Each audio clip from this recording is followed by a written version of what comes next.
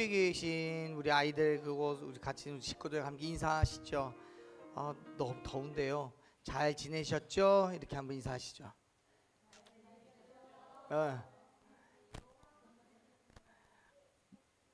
너무 더워요. 그래서 여름 부흥회 성령 부흥회가 끝나면서 이제 에어컨도 조금 에어컨 냉매도 좀 넣고요. 바람도 선선하게 불도록 선풍기도 더 준비했습니다. 그런데 아이들이 여기에서 많은 아이들이 함께 예배하고 그러니까 그 더위가 어떻게 감당이 안 되더라고요. 참 힘들었습니다. 근데 그 더운 날씨에도 아이들이 정말 즐거움으로 함께 여기서 엄청 뛰고 재미있게 놀았어요. 예배하고요. 하나님께서 우리에게 주신 은혜가 이 더위를 이길 수 없는 것 같습니다. 오늘 또 우리가 함께 예배할 때에 하나님의 그 놀라우신 은혜가 날마다 풍성하게 임하기를 간절히 소망합니다. 아멘. 네. 자, 어제부터 우리 말씀드린 것처럼 주일학교 여름성경학교가 진행 중이에요. 이번 여름성경학교 주제가 뭔지 다 아시지요? 맞아요. 사랑하기 프로젝트예요. 그래서 오늘 말씀의 제목도 이겁니다. 같이 읽어보자. 시작. 사랑하기. 맞아요. 사랑하기 프로젝트. 사실 기독교는요, 사랑의 종교라고 흔히들 이야기합니다. 왜냐하면 하나님의 본질이 사랑이시기 때문이고요.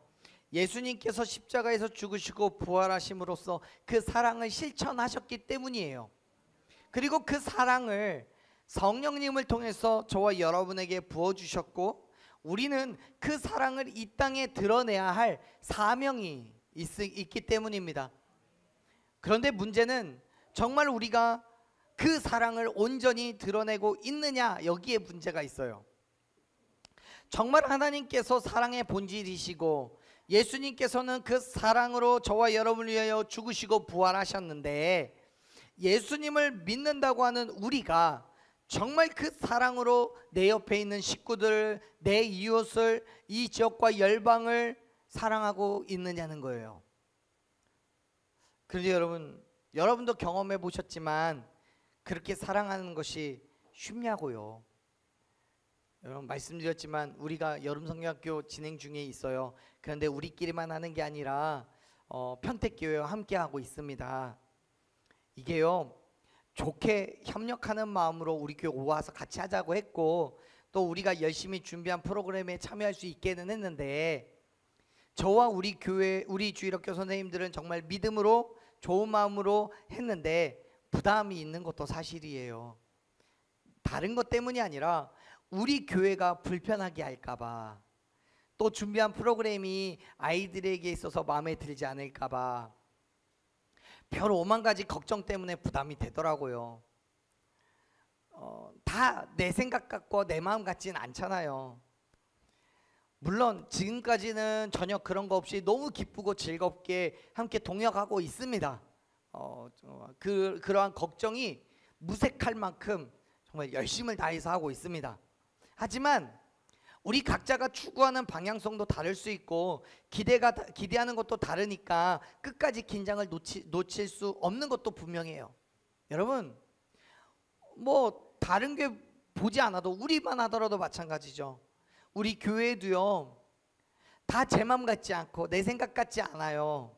그러다 보니 나는 이렇게 했으면 좋겠는데 저 사람은 다른 걸 원하니까, 서로 마음이 다르고 생각이 다르니까 불편한 것도 당연히 있을 수 있겠지요. 사랑하는 것이 그만큼 어렵고 힘든 거예요. 여러분 아시죠? 뭐 교회만 그래요? 여러분 가정에 가면 이미 다 수도 없이 경험하고 계시잖아요. 사랑한다고 해서 같이 만나고 같이 생활하고 있는데, 같이 지내고 있는데도 불구하고 그게 어디 쉽습니까? 맨날 싸우고 비난하고. 그런데 여러분, 그럼에도 불구하고 하나님께서는 우리에게 요청하고 계셔요. 뭘요? 사랑하라고요. 아멘이 쉽게 안 되죠. 그 사람만 생각하면 머리 막 열이 뻗치는 거는 당연할 거예요. 예수님께서도요 우리에게 사랑에 대해서 말씀을 많이 하셨어요. 그 중에서 오늘 이 이야기를 해보려고 합니다. 마태복음 5장 43절 말씀을 같이 한번 읽어볼게요. 읽습니다. 또 내 이웃을 사랑하고 내 원수를 미워하라 하였다는 것을 너희가 들었으나. 아멘.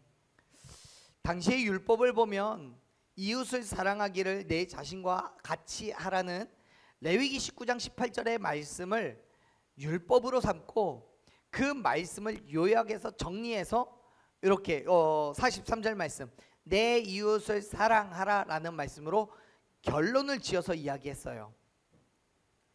그래서 많은 율법학자들이 바리새인들이 그렇게 이웃을 사랑해야 된다라고 가르쳤어요. 그래서 예수님께서 43절에 처음을 마지막에 보면 그렇게 써 있잖아요. 너희가 들었으나 라고 써 있잖아요. 바리새인들과 많은 율법학자들이 이 율법의 하나님의 명령은 이렇다라는 걸로 가르쳤다는 거예요. 근데 이거는 율법에 대한 예수님의 해석이 아니에요. 당시의 율법학자들 바리새인들의 해석인 거죠. 그런데 율법학자들이 이 말씀을 근거로 이웃은 사랑해야 되는데 반면 내 이웃이 아닌 원수들은 반대로 미워해도 괜찮다라고 이야기했다는 거예요.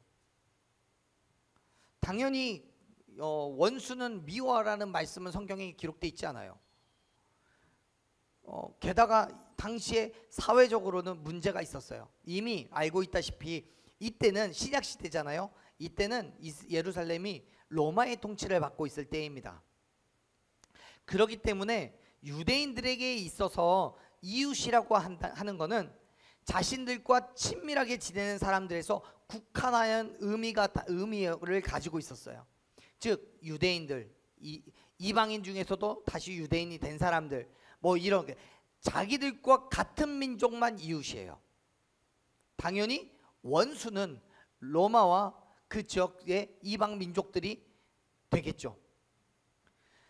당연히 이스라엘은 로마와 주변 이방 민족들을 공동의 적으로 생각하고 증오하는 것이 정당하다라는 결론을 맺게 돼요. 왜요? 이웃을 사랑하라고 했으니까. 반대로 원수는 미워하는 거예요. 이처럼 유대인들은 하나님의 말씀을 이용하여서 자신들의 주장을 정당화시켰고 그 일을 위해서 하나님의 말씀을 서슴없이 확대 해석하고는 오류를 저지르게 된 거예요. 그러한 유대인들의 사고방식에 예수님께서 이웃을 사랑하는 것에 대한 새로운 기준을 제시하셔요. 그래서 이렇게 말씀하시는 거예요. 44절 말씀 읽겠습니다. 나는 너희에게 이르노니 너희 원수를 사랑하며 너희를 박해하는 자를 위하여 기도하라. 아멘. 아멘. 예수님은 원수를 사랑하라는 당시에 사회적으로는 말도 안 되는 그런 요구를 하셨어요. 유대인들은 43절에서 원수를 미워하라고 말하는 것은 그들을 사랑할 수 없기 때문이었어요. 이웃을 사랑해야 되는데 이웃이 아니니까. 만일에 예수님의 명령이 아니더라도 쉽게 원수를 사랑할 수 있다면 반대로 그들을 미워하는 일이 어려울 거예요. 그렇다면 정말 원수를 미워하라는 강제적인 율법을 만들어서라도 그렇게 해야만 했어요. 하지만 지금은 그런 상황이 아니에요. 왜냐하면 인간은 본래 원수를 사랑할 수가 없어요. 인간은 원래가 원수를 미워하게 돼 있어요. 여러분 멀리 안 쳐다봐도 돼요. 나 자신만 보면 알잖아요. 원수는 미워하는 거예요.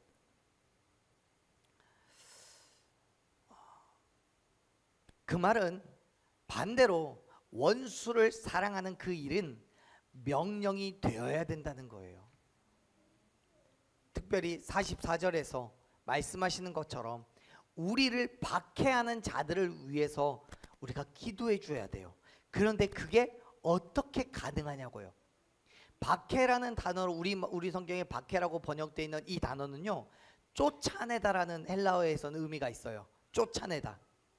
즉 자신의 사회 공동체, 가족 공동체에서, 직장의 공동체에서 어디에서든지 쫓아내는 거예요. 쫓겨남을 당한 거예요.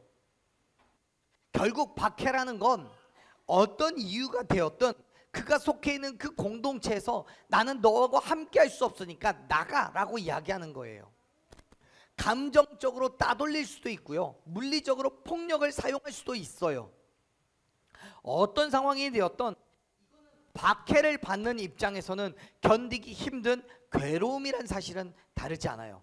특별히 내가 속해 있는 그 공동체가 내 삶의 전부라고 말한다면, 여기를 떠나면 나는 죽을 수밖에 없다라고 생각을 한다면 더욱더 그렇죠.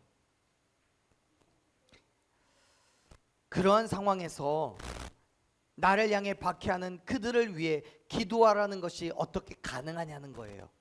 물론 그 기도가 저주라고 한다면 할 수 있을 거예요. 뭐 저주라면 얼마든지 하죠. 10번이고 100번이고 하죠. 하지만 지금 성경에서 예수님께서 말씀하시는 그 기도는 저주가 아니라 사랑을 기반으로 한 거예요. 즉 나를 박해하는 자를 위해서 사랑으로 기도하라는 거죠. 44절에 그렇게 기록되어 있잖아요. 원수를 사랑하며 라고요. 여러분, 말씀 속에서 사랑하며 라고 번역되어 있는 단어는 헬라어로 그 아가파테라는 단어를 쓰는데, 이 단어는 우리가 너무 잘 아는 단어 중에 단어에서 나온 거예요. 아가페라는 단어요. 아가페라는 단어 잘 아시죠? 사랑이라는 단어예요. 근데 이 사랑이라는 단어는 우리를 향한, 아가페는 우리를 향한 하나님의 무조건적인 사랑을 표현할 때 쓰는 단어예요. 자기의 희생적인 순수한 사랑을 말할 때 아가페라는 단어를 써요. 그 말은 지금 이 44절에서 언급하고 있는 원수를 사랑하라는 단어는 단순한 사랑이 아니에요. 그 사람이 나에게 뭔가 좋은 일을 해줬기 때문에, 내게 만족이 되는, 유익이 되는 일을 해줬기 때문에 내가 좋아해서 사랑하는 게 아니라는 거예요. 이거는요, 인간의 힘과 능력으로 하는 하나님의 무조건적인 사랑을 표현하는 단어예요. 내 힘과 능력으로 행하는 것이 아니라 하나님의 사랑으로만 가능한 그 사랑을 말하는 거예요. 여러분, 원수를 미워하는 건 내 힘으로도 얼마든지 가능해요. 인간은 누구나 죄성이 있어서 남을 미워하고 정죄하려는 못된 마음이 있어요. 여러분 보시잖아요. 내 마음에 들지 않으면 와, 저거 왜 저렇게 했지? 저렇게 하면 안 되는데 쟤는 멍청한가? 별 오만 가지 생각 다 하잖아요. 사람을 평가하고 정죄하고 나를 기준 삼아서. 그런데 되게 웃긴 건 나도 정답이 아닐 때도 있잖아요. 근데 내가 틀린 건 실수고 남이 틀린 건 잘못이에요. 그렇기 때문에 굳이 율법으로 규정하지 않아도 얼마든지 사람을 미워할 수 있어요. 그것도 누구에게도 뒤처지지 않을 만큼 정말 잘 미워할 수 있어요. 하지만 원수를 사랑하면서 그들을 위해 기도하는 건 얘기가 달라요. 내 힘과 내 능력으로는 절대로 안 돼요. 아니, 원수를 사랑한다는 것 자체가 불가능해요. 그럼에도 불구하고 예수님께서는 우리에게 그 일을 행해야 된다라고 말씀하셔요. 왜요? 나는 뭐니까요? 그리스도인이니까요. 아멘. 예수 그리스도의 죽으심과 부활하심을 믿는 사람들이기 때문에 행할 수 있는 일이어야 되는 거예요. 내 힘과 능력으로는 절대적으로 불가능한 그 일이 예수 그리스도를 믿음으로써 가능해지는 거예요. 어떻게 해요? 성령 하나님의 역사하심이 있기 때문에요. 그렇습니다. 우리가 원수를 사랑하는 것은 하나님의 사랑으로 사랑을 하는 거예요. 박해하는 자를 위해서 기도하는 것은 하나님의 지극히 선하심을 따라 행하는 일인 거예요. 하나님이 아니고서는 할 수 없는 일이 바로 원수를 사랑하고 박해하는 자를 위해서 기도하는 거예요. 우리가 그런 믿음의 행함으로 살아갈 때 비로소 세상은 우리를 향해 진짜 그리스도인이라고 인정하게 되는 거예요. 보세요. 예수님께서 이렇게 말씀을 하셔요. 45절 말씀 같이 읽어봅시다. 이같이 한즉 하늘에 계신 너희 아버지의 아들이 되리니 이는 하나님이 그 애를 악인과 서인에게 비추시며 비를 의로운 자로 불의한 자에게 내려주심이라. 아멘. 아멘. 45절의 처음은 이같이 한즉이라고 시작을 하죠. 이건요 앞에 있는 44절처럼 한다는 거예요. 이게 무슨 말이냐면 원수를 사랑하고 박해한 자를 위해 기도했을 때 우리가 하늘에 계신 하나님의 아들이 될 거라고 지금 선언하는 거예요. 이 말씀만 보자면 마치 앞에서 기록하고 있는 44절의 말씀을 이루어야 우리가 하나님의 아들이 될 수 있는 것처럼 생각이 돼요. 그런데 이 단어는 헬라어로 되다라는 의미도 있지만 어떤 자격이나 소속의 의미도 있어요. 무슨 말이냐면 원수를 사랑하고 박해하는 자를 위해서 기도할 때 우리가 하나님의 아들이라는 것을 증명한다. 하나님의 아들이라는 그 소속을 드러낸다. 이런 의미예요. 여러분 사실 그리스도인이 하나님의 아들이 된다는 것은 예수 그리스도를 믿음으로 말미암아 구원을 얻는 그 순간이에요. 요한복음 1장 12절에서 뭐라고 말씀하셔요? 영접하는 자, 그 이름을 믿는 모든 자들에게는 하나님의 자녀가 되는 권세를 주셨다라고 말씀해요. 그냥 우리는 믿기만 하면 되는 거예요. 뭘 믿어요? 예수님이 우리를 위해서 죽으시고 부활하셨다는 사실을 믿기만 하면 되는 거예요. 그런데 문제는 다른 사람들로부터 하나님의 아들이라고 인정을 받는 건 우리의 믿음이 실제로 우리의 행함으로 드러났을 때라는 거예요. 하나님 예수님의 말씀과 같이 원수를 사랑할 수 있는 정도까지 우리의 믿음이 드러났을 때 가능하다는 말이에요. 여러분 일반적으로 계속해서 말씀드리지만 원수는 사랑할 수 없어요. 원수는 사랑의 대상이 아니에요. 박해하는 자들을 위해서 기도 안 돼요. 그런데 예수님께서 원수와도 같은 나를 위해서 예수님을 박해하는 자들을 위해서 목숨을 버리셨고 그들의 죄를 간구하셨잖아요. 그렇다면 예수님의 제자인 우리도 그렇게 살아가야 되는 거죠. 하나님께서는 나를 그 죄로부터 구원하시기 위해서 아들 되신 예수 그리스도를 이 땅에 보내심으로써 하나의 프로젝트를 시작하셨어요. 그게 뭐예요? 사랑하기 프로젝트예요. 그렇게 시작된 프로젝트가 저와 여러분에게까지 이루어지고 있는 거예요. 우리의 모습을 통해서 살아서 역사하신 하나님이 증거되어야 되는데 그 행함으로 살아가지 않으면 어떻게 증거할 수 있겠습니까? 예수님으로부터 시작된 그 사랑하기 프로젝트가 우리에게서 마무리되어야 되잖아요. 그럼 우리도 그 사랑을 반드시 감당해내야 함을 여러분 믿으시길 바랍니다.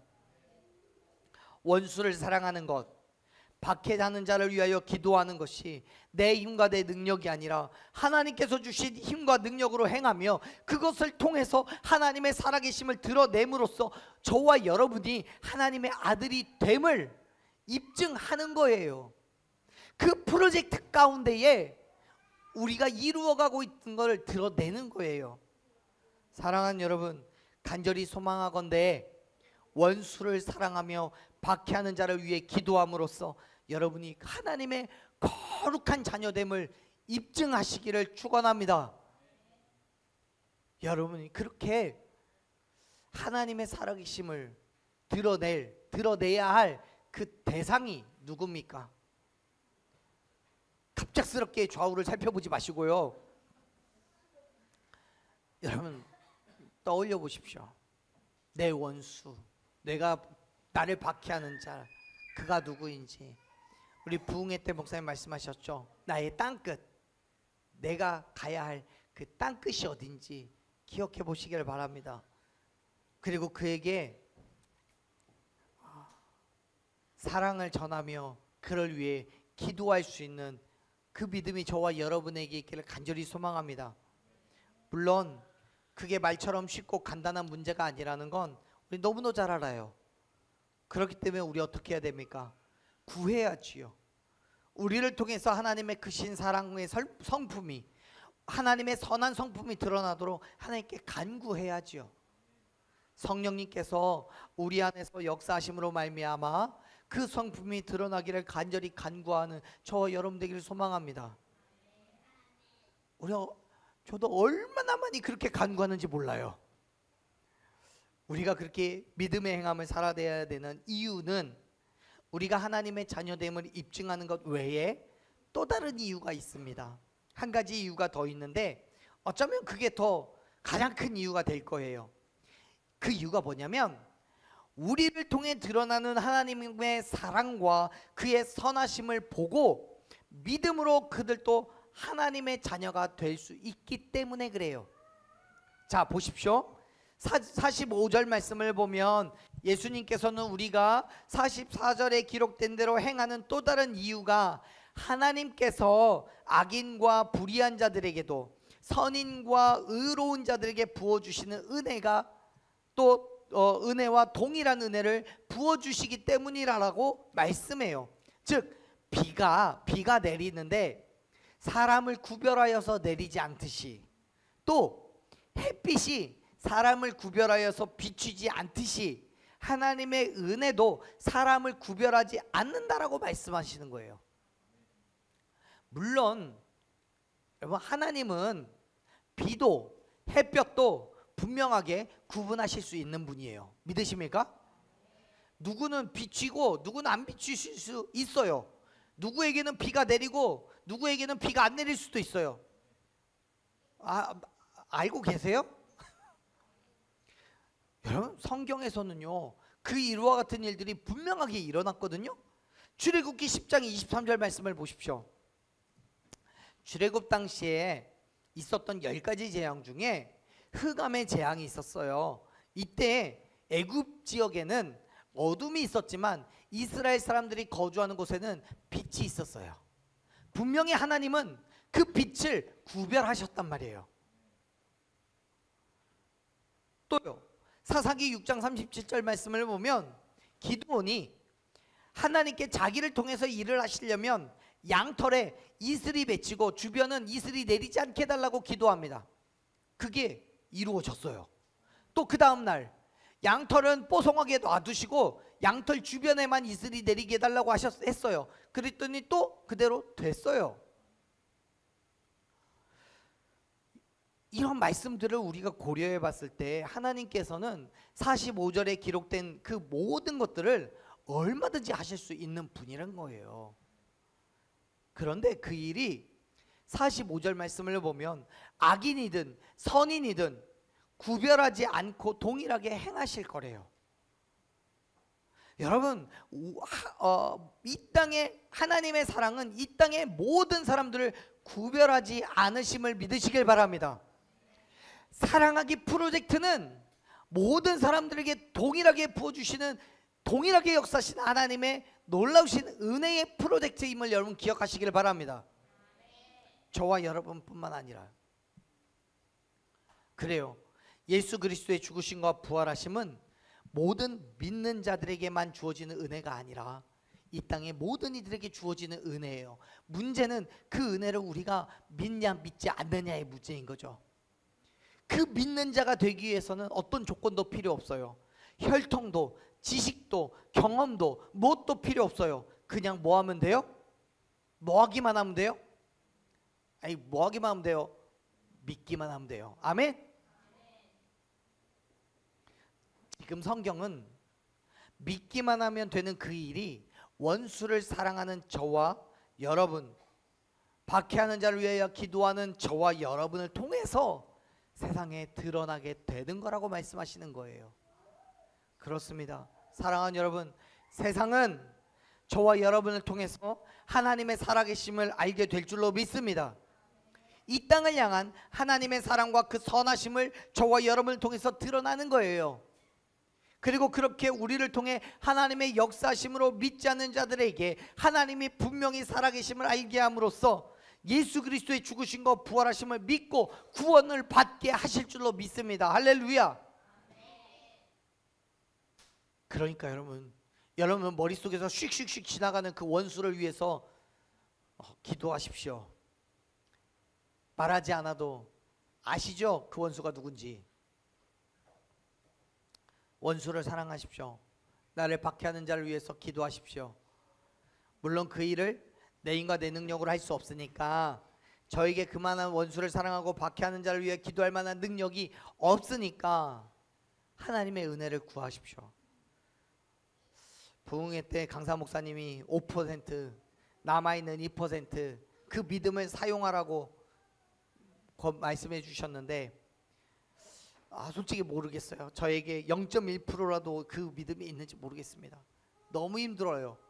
어제도 주일학교 아이들 함께 예배하고 말씀을 증거하는데요, 한 30분 40분 물론 길기도 했지만 정말 더럽게 말씀 안 들어요. 집중이 짧아요. 그 믿음을 끌어쓰느라고 얼마나 힘들었는지 몰라요. 그러나 여러분, 저와 여러분의 마음에는 하나님의 사랑과 그의 긍휼하심이 분명하게 있는 줄로 믿습니다. 그렇기 때문에 내가 할 수 없는 그 일을 하나님께서 이루실 것을 믿으시길 바라요. 하나님께서 우리의 삶을 인도해 주시고 주관하셔서 믿음으로 나아가게 하셔요. 우리는 그 믿음으로 서로를 사랑하고 이웃을 위해 간구하고 세상을 향해 나아가야 되는 거예요. 따지고 보면요, 세상 사람들도 이웃은 사랑해요. 그리고 그들을 위해서 기도도 합니다. 그런데 그들이 그렇게 사랑하고 기도하는 대상은 나를 위해서 나의 유익이 있는 사람, 내가 사랑할 수 있는 사람들에게 한정되어 있어요. 예수님께서 말씀하시죠. 당시의 유대인들에게 있어서 죄인이라 취급당하던 두 그룹을 예로 들어서 얘기하셔요. 자, 말씀을 볼게요. 46절 47절 말씀 같이 읽어봅시다. 너희가 너희를 사랑하는 자를 사랑하며 무슨 상이 있으리요? 세리도 이같이 아니하느냐? 또 너희가 너희 형제에게만 무난하면 남보다 더하는 것이 무엇이냐? 이방인들도 이같이 아니하느냐? 아멘. 아멘. 말씀을 이해하자면 세리도 자기를 사랑하는 자를 사랑한대요. 이방인들도 자기와 같은 민족이라면 기쁨으로 즐거움으로 인사를 한대요.